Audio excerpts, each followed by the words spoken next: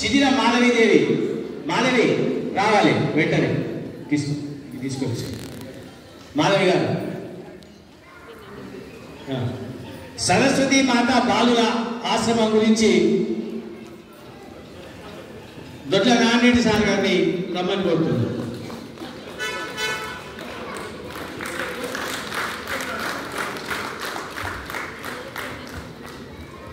జ్ఞానేశ్వర వాత్సల్య మందిరం నాగర్ కర్నూలు గురించి దొడ్ల రాధగా నుంచి తీసుకొని పోవాలని కోరుతున్నాను. రాధమ్మగా జ్ఞానేశ్వర వాత్సల్యం బాలికలు రిఫ్లెక్షన్ ఛానల్ గురించి సింగోటం సార్ ఉంటే రమ్మని కోరుతున్నాను. సింగోటం సార్.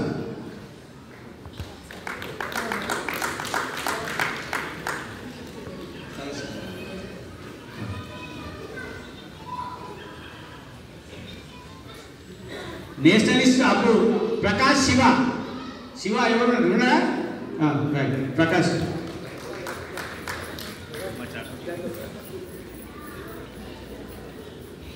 సార్ రిఫ్లెక్షన్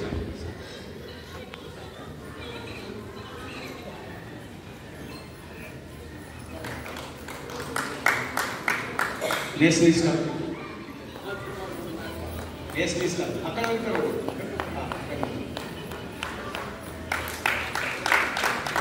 విశ్రాంత ఉద్యోగుల సంఘం గురించి శ్రీధర్.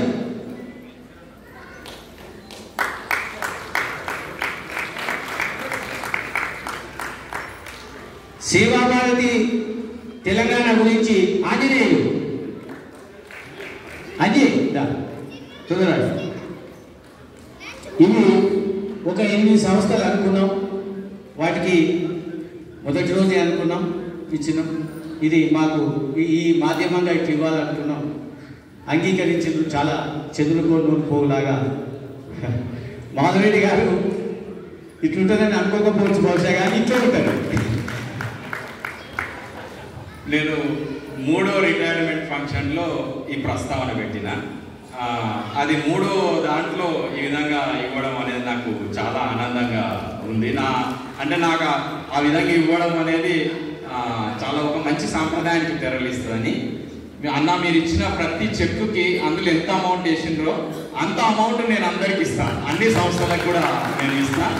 అందరూ గూగుల్ పే నెంబర్ పెడితే చాలు, మీకు భోజనం తర్వాత లోపే మీ అకౌంట్లో పడిపోతాయి.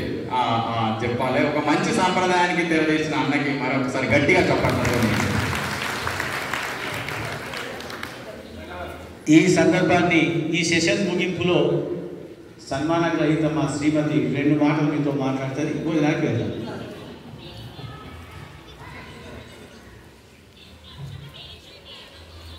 సభా సరస్వతికి వందనాలు. నా యొక్క పదవీ విరమణ కార్యక్రమానికి వచ్చేసినటువంటి ఆత్మీయ బంధువులందరికీ కూడా నా యొక్క నమస్కారం. మా వారు ఒకే మాట చెప్పేవాడు. నేను ఉద్యోగానికి ఎక్కిన తొలినాళ్లలో ఒకే మాట చెప్పారు. మనం 3 రుణాలు తీర్చుకోవాలి. దైవ రుణం, ఋషి రుణం, సమాజ రుణం తీర్చుకోవాలి. వీటితో పాటు ప్రభుత్వ పాఠశాలలో వచ్చేటువంటి పిల్లలకు చక్కగా చదువు చెప్తే వాళ్ళ జీవితాలు బాగుపడితే మన పిల్లలు కూడా మంచిగా సెటిల్ అయిపోతారు, మంచి ఉద్యోగాలలో స్థిరపడతారని చెప్పడం జరిగింది. ఇంకా దైవ కార్యక్రమాలంటే మా వారికి చాలా చాలా ఇష్టమైనటువంటి కార్యక్రమాలు. దేవాలయాలు సంస్కృతికి సంస్కారానికి మార్గం కాబట్టి దేవాలయాల పరిరక్షణకు తన వంతు సహకారం ఎల్లప్పుడూ చేస్తూనే ఉంటారు. ఇక ఋషి రుణం అంటే ప్రస్తుత సమాజంలో అడుగులలో ఉండాల్సిన అవసరం లేదు. సమాజంలో ఉండే సమాజ క్షేమం కోసం, దేశ క్షేమం కోసం ప్రయత్నం చేసేటువంటి సంఘ పెద్దలు సూచించిన మార్గాన్ని మేము మా కుటుంబ సభ్యులంతా కూడా అనుసరిస్తున్నాం. ఆ రుణం కూడా కొంతవరకు తీరినట్టే. ఇక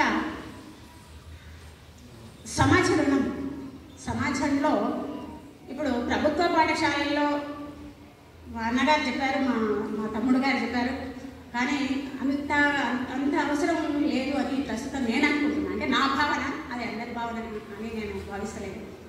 ఎందుకంటే ప్రభుత్వం అన్ని ఉచితాలు పెట్టి మనం ఏమి ఇచ్చినా కానీ అది కరెక్ట్గా సద్వినియోగం చేసుకోవటం లేదు.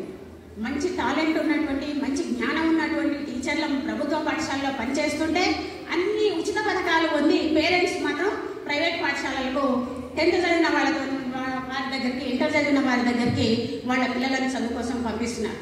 ఈ విషయంలో మాత్రం నేను కొంచెం బాధనే అనిపిస్తుంది. మా అన్నగారు కూడా ఒక టీవీ ఇచ్చారు మా పాఠశాలకు, వెంకటరెడ్డి అన్నగారు. కానీ దాని ఉపయోగం కూడా సరిగా చేసుకోలేకపోతుంది. ప్రభుత్వమే మస్తుగిస్తుంది.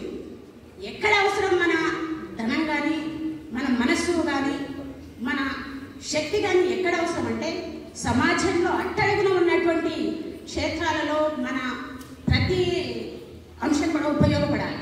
అటువంటి క్షేత్రాలను మేము ఎన్నుకొని ఆ అంటే వాటికి ఎల్లప్పుడూ చేస్తూనే ఉన్నాం. మా సాయి ఫస్ట్ బర్త్డే కూడా ఆ విధంగా మా పెద్ద పాప 2 సంవత్సరాల జీతాన్ని ఇవ్వడం జరిగింది వివిధ సేవా సంస్థలకు. నా కొడుకు మొదటి జీతం, నా చిన్నపిల్ల మొదటి జీతం కూడా వనవాసి కళ్యాణాశ్రమానికి డాక్టర్ అశోక్ రెడ్డి గారు వచ్చి తీసుకువెళ్ళడం జరిగింది. మా ఇంట్లో ఏ శుభకార్యమైనా కళ్యాణ నిధి పేరుతోటి సమాజానికి మేము ఒకరిని సంతోషపడితే బాగుండదు. ఆ శుభకార్యం చేసుకొని సమాజంలో అందరూ కొంత వాళ్ళు కూడా మా సంతోషంలో భాగం పంచుకోవాలనేటువంటి ఉద్దేశంతో ప్రతి శుభకార్యంలో మా ఇంట్లో జరిగినటువంటి ప్రతి పెళ్లిలో కూడా కళ్యాణ నిధిని సమర్పించడం మా ఆనవాయితీ. అదేవిధంగా నా 11వ రోజున కూడా నా చివరి నెల జీతం వివిధ సంస్థలకు పంచాలని అనుకున్నాం. కాబట్టి మన్నించండి, ప్రభుత్వ పాఠశాలకు ఏమి ఇస్తలేదు అక్క అని అనుకునేరు. ప్రభుత్వమే మస్తు ఉచితాలు ఇస్తుంది, అది అందుకోలేక అది ఎక్కువ సరిగా నాలెడ్జ్ని ఉపయోగించుకుంటలేదు సమాజం. అవి అందుకోవాల్సినటువంటి సంస్థలు అందుకోవాలి. ఈ సంస్థలన్నీ కూడా దేశ క్షేమం కోసం ప్రయత్నం చేస్తున్నాయి.